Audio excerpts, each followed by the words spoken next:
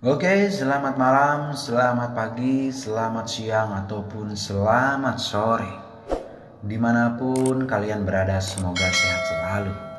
Dan semoga diberikan keselamatan dan perlindungan oleh Allah Subhanahu wa Ta'ala. Dimanapun kalian berada. Dan dipermudahkan dalam segala urusan-urusannya. Masih tetap di channel Herjinata. Konten yang menceritakan tentang cerita misteri, mistis, mitos, dan sejarah. Namun di video kali ini saya akan bercerita tentang kisah misteri pendaki Gunung Malabar yang tersesat selama 3 hari di alam gaib. Langsung saja kita menuju ke videonya dan kita dengar ceritanya. Dan semoga videonya bermanfaat untuk kita semua. Setiap gunung punya misterinya sendiri. Banyak pendaki yang mengalaminya saat melakukan pendakian.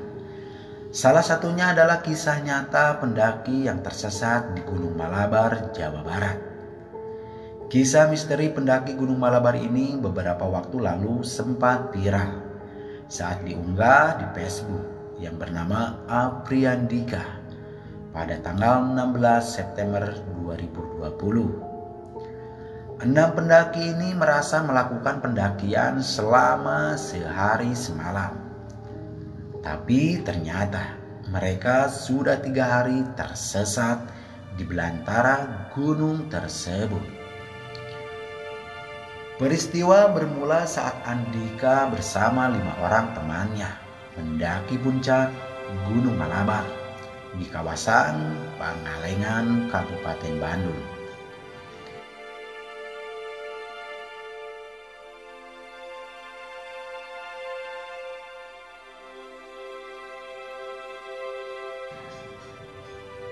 Andika, Agan, Adul, Irgi, Kipot, dan Aman. 6 orang ini memulai pendakian pukul 6 sore dari jalur pendakian Celudang, kampung-kampung terakhir di lereng Gunung Malabar.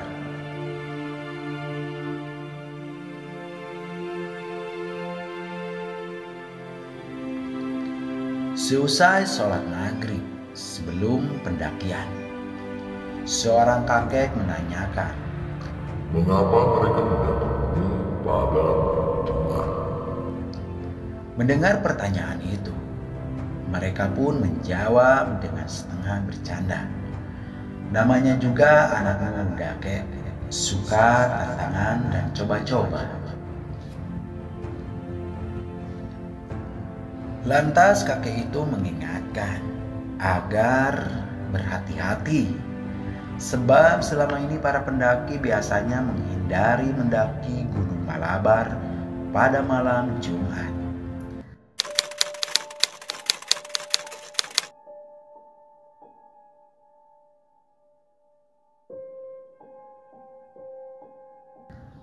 Mereka pun berangkat, namun belum 1 jam berjalan,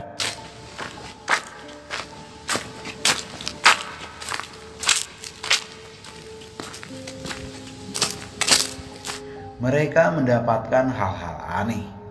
Mereka merasa di sepanjang perjalanan diikuti seekor anjing hitam yang terus menggonggong.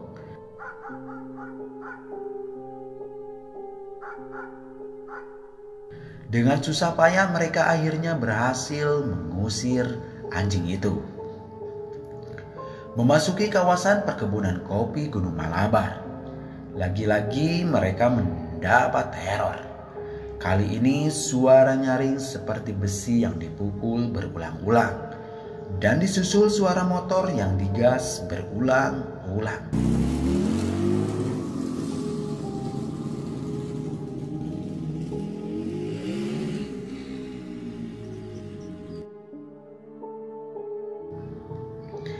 Keenam pendaki itu merasa aneh karena sepanjang pengalaman mendaki, mereka tidak pernah mengalami hal-hal seperti itu. Apalagi saat itu mereka berada di tengah perkebunan yang jauh dari permukiman penduduk. Hingga akhirnya mereka tiba di pos 1. Namun dari pos 1 itulah mereka mulai tersesat.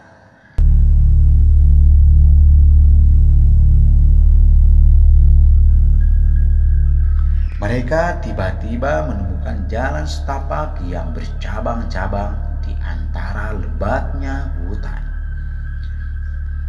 Setelah memilih salah satu cabang jalan, satu keanehan kembali ditemui.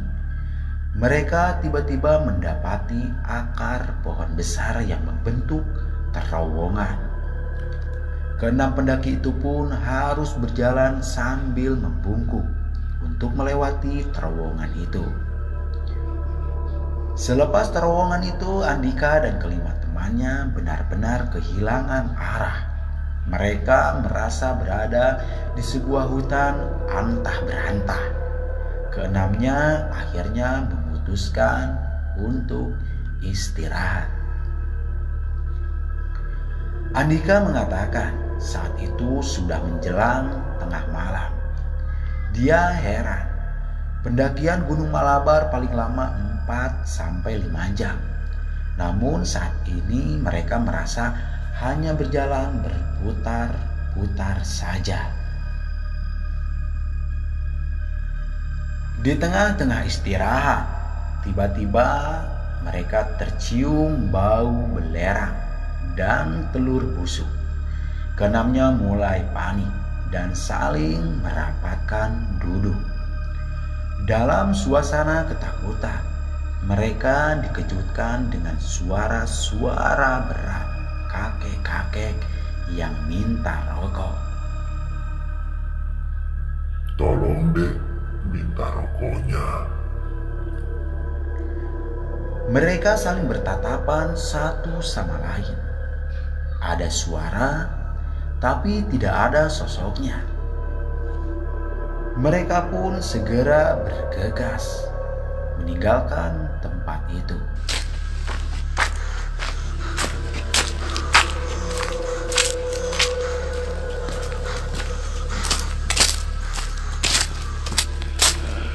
Tiba-tiba terdengar suara jeritan seorang perempuan. Suara itu terus mengikuti sampai akhirnya mereka memutuskan berhenti untuk berdoa dengan perasaan harap-harap cemas. Mereka kemudian melanjutkan perjalanan sampai akhirnya sampai di pos 4. Namun di pos 4 tersebut kondisi justru semakin mencekam. Keenamnya mulai melihat sosok-sosok yang menyeramkan bermunculan di depan mereka. Mulai dari laki-laki hitam tinggi besar, kakek-kakek, perempuan dengan wajah rusak, dan anak-anak kecil telanjang yang berlarian. Dengan sekuat keberanian mereka terus berjalan tanpa melihat sosok-sosok menyeramkan itu. Mereka terus berjalan sambil tidak putus membaca doa-doa.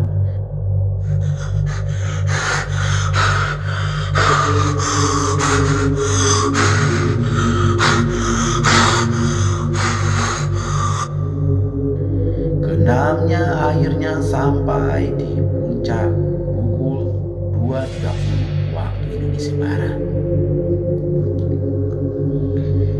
Tidak ada pendaki lain selain mereka berenam. Mereka memutuskan untuk istirahat hingga cuaca terang. Menjelang pukul 7, keenam pendaki itu akhirnya mulai perjalanan turun agar tidak terlambat untuk sholat Jumat sesampai di bawah.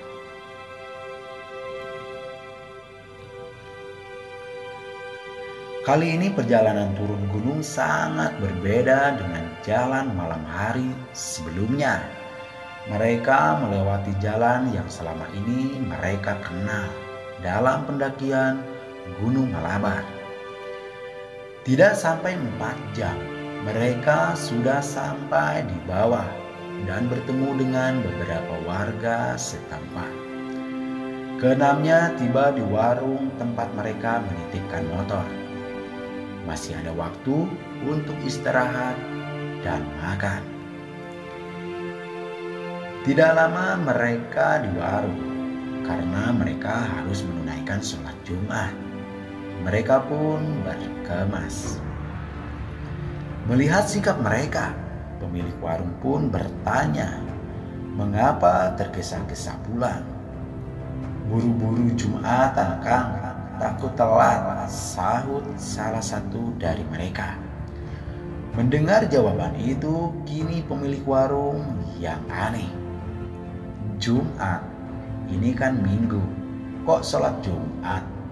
Kalian itu kan perginya 3 hari lalu, ini sudah hari Minggu. Kali ini Andika dan teman-temannya yang kaget. Mereka refleks melihat jam di handphone masing-masing. Dan ternyata benar, hari itu adalah hari Minggu. Artinya mereka mendaki Gunung Malabar selama 3 hari.